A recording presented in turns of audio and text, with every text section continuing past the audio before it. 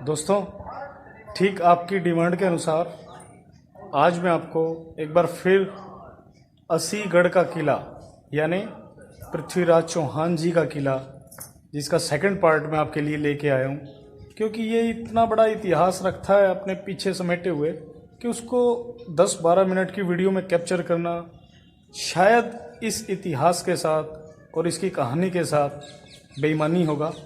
तो आप सभी का एक बार फिर स्वागत है हमारे इस नए ब्लॉग में, जो कि हम आपको पृथ्वीराज चौहान जी की कुछ वो बातें जो लास्ट टाइम हमसे छूट गई थी, या फिर हम ये कह सकते हैं कि कम समय होने के कारण हम आपको नहीं बता पाए थे, वो अब इस ब्लॉग में बताएंगे। दोस्तों, आइए हम सैर करते हैं पृथ्वीराज चौहान जी के किले की। दोस्तों, ये है पृथ्वीराज चौहान जी के किले की एक इमारत, जिसमें उस समय घोड़े रखे जाते थे, यानी कि आप इसको अस्तबल भी बोल सकते हैं। दोस्तों, इतिहास में हमें पता चलता है कि पृथ्वीराज चौहान जी के पास उस समय 70,000 घोड़ों की संख्या थी। 70,000 घोड़े दोस्तों बहुत बड़ी संख्या होती है। 70,000 घोड़ों की, उनको रख रखाव, उनका खर्चा बहुत ज़्यादा, मेंटेनेंस वगैरह सब चीज़ों पे बहुत ज़्यादा खर्चा आता है। लेकिन पृथ्वीराज चौहान जी बहुत बड़े हिंदू सम्राट थे, तो शायद उनके लिए ये खर्चा मायने नहीं रखता था। लेकिन यहाँ पर प्रशासन के द्वारा इस ऐतिहासिक किले की तरफ कुछ ज़्यादा तवज्जो नहीं दी गई, जिसकी वजह से आप ये देख सकते हैं कि थोड़ा जगह जगह पे आपको क्षतिग्रस्त दिखाई देगा, और ज़्यादा रख रखाव ना होने के कारण ये जो हमारी ऐतिहासिक चीज़ें हैं, बहुमूल्य चीज़ें हैं, वो शायद कहीं ना कहीं नुकसान में है, कहीं ना कहीं अपने अस्तित्व की लड़ाई लड़ रही है। दोस्तों, ऐसी ही कुछ और महत्वपूर्ण चीज़ों से आइए मैं आपको मिलवाता हूँ। दोस्तों, ये इस किले का एक महत्वपूर्ण स्तंभ, और इस पे काफ़ी कलाकृतियाँ उभरी हुई हैं, आप देख सकते हैं, जो कि थोड़ी सी समय के अनुसार थोड़ी सी अपनी पहचान खोती हुई, केयर ना होने की वजह से। और बिल्कुल ठीक इसके सामने एक और स्तंभ मैं आपको वहाँ पर दिखाऊंगा। ये देखिए, मैं अब आपको वहाँ पर लेकर चलता हूँ, उसके पास से आपको दिखाता हूँ।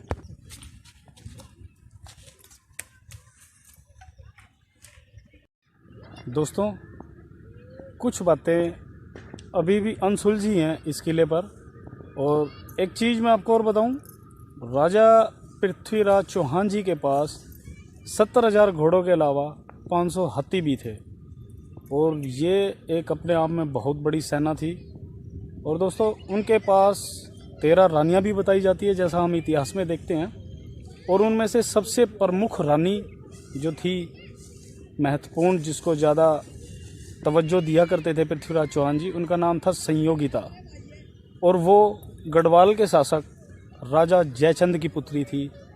और मेरे ख्याल में हिंदुस्तान में ऐसा कोई व्यक्ति नहीं होगा जो हमारे शासक, जिनका नाम मैंने आपको बताया जयचंद जी, उनके नाम से अपरिचित हो, क्योंकि कम से कम बाहर के नहीं तो हिंदुस्तान के लोग तो ये जानते ही हैं कि पृथ्वीराज चौहान जी को मरवाने में राजा जयचंद का ही हाथ था, जिन्होंने मोहम्मद गौरी के साथ सेटिंग करके, उनके साथ साठगांठ करके पृथ्वीराज चौहान जी को मरवाया। क्यों? अब काफ़ी लोगों के मन में दोस्तों ये भी उत्सुकता हो जाती है कि राजा जयचंद ने ऐसा क्यों किया होगा। उसके पीछे मैं आपको जो वजह है दोस्तों वो बताता हूँ। राजा जयचंद, पृथ्वीराज चौहान जी जो थे, वो एक बार संयोगिता से मिले थे, रानी संयोगिता से, और वो उनके ऊपर मोहित हो गए थे। तो राजा जयचंद के सामने उन्होंने विवाह का प्रस्ताव रखा था, लेकिन राजा जयचंद ने इस प्रस्ताव को बिल्कुल सिरे से खारिज कर दिया था, जिसकी वजह रही ये कि जब पृथ्वीराज चौहान जी का संयोगिता के साथ विवाह हुआ, तो राजा जयचंद को ये बात बिल्कुल भी सहन नहीं हुई, जिसकी वजह से उन्होंने बदला लेने की ठानी और उन्होंने जो बदला लिया वो काफ़ी महत्वपूर्ण रहा हिंदुस्तान के इतिहास में। बाकी की बातें आप लोग आगे जानते ही हैं। अब एक और इम्पोर्टेंट चीज़ मैं आपको दिखाने जा रहा हूँ दोस्तों, जैसा कि आपको तस्वीर में दिखाई दे रहा है, अब आपके मन में ये भी उत्सुकता होगी कि ये जो पिक्चर मैं आपको दिखा रहा हूँ वो किस चीज़ की है। तो दोस्तों, ये है उस समय का रानी तालाब, जिसमें के रानियों के स्नान के लिए यहाँ पर जगह थी। पानी आता था इसके अंदर, सभी रानियाँ यहाँ पर स्नान करती थी। समय के साथ साथ इस जगह ने भी अपनी पहचान को थोड़ा बहुत खोया है। ज़्यादातर लोगों को इसके इतिहास के बारे में नहीं पता, लेकिन मैं कोशिश करूँगा कि आपको इसके बारे में ज़्यादा से ज़्यादा जानकारी दी जा सके। इस पूरे किले को एक बार हिंदुस्तान के इतिहास में दोस्तों, इस किले के इतिहास से जुड़ी हुई एक और चीज़ मैं आपको दिखाने जा रहा हूँ, जो कि यहाँ पर मामा भांजे के नाम से ये दरगाह मौजूद है। पृथ्वीराज चौहान पर विजय प्राप्त करने के बाद जब मोहम्मद गोरी ने इस किले को तोड़वाने के आदेश दिए, तो उसी के साथ यहाँ पर उन्होंने इस दरगाह को बनाने के भी आदेश दिए थे। तो ये मैं आपको थोड़ा सा इसका अंदर से और दिखाता हूँ। बहुत ही इम्पोर्टेंट है ये इतिहास में।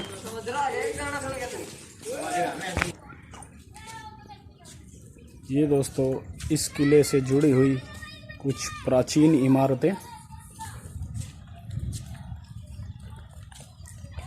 बहुत ही भव्य, बहुत ही शानदार,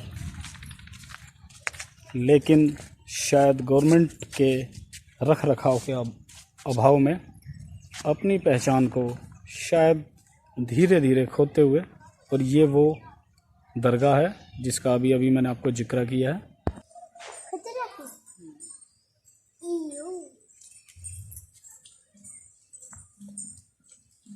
आरव, कैसा लगा बेटा आपको यहाँ पे आने के बाद? बहुत अच्छा। अच्छा, घूमने को मिला? यस। ओके।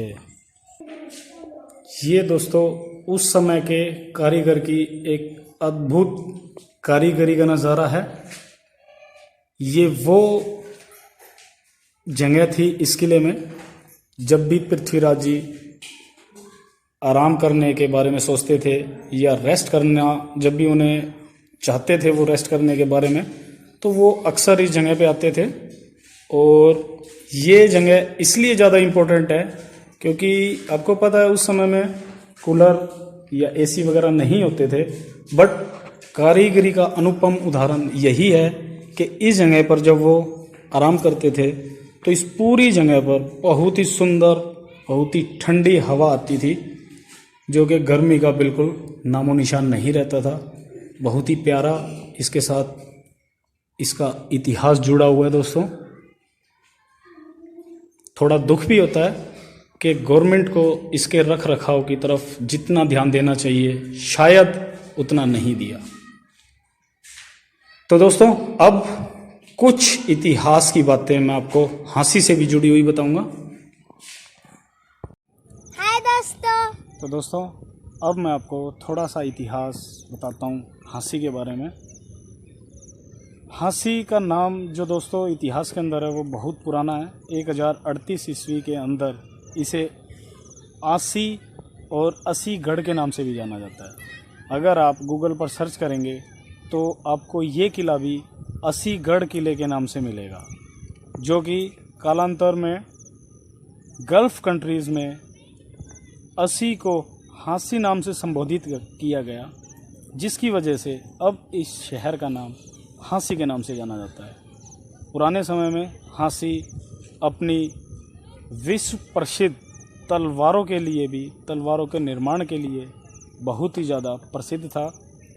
शायद आपको इस चीज़ के बारे में, इस नॉलेज के बारे में ना पता हो, ये जानकारी आपके पास ना हो, इसलिए मैंने आपके साथ ये चीज़ें शेयर की। बहुत ही महत्वपूर्ण, बहुत ही इम्पोर्टेंट इतिहास के नज़रिए से भी इस नगर को जाना जाता है। यहाँ का इतिहास रानी लक्ष्मीबाई के साथ भी जुड़ा हुआ है, जैसा कि मैंने आपको शायद फर्स्ट ब्लॉग में भी बताया था।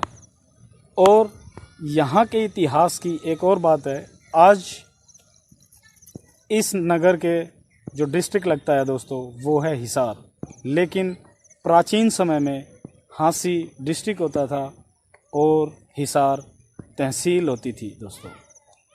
हांसी के अंदर 4 कुतुब पर एक दरगाह भी है जो कि काफ़ी विश्व प्रसिद्ध है। मुस्लिम श्रद्धालु पूरी दुनिया से वहाँ पर नमाज अता करने आते हैं।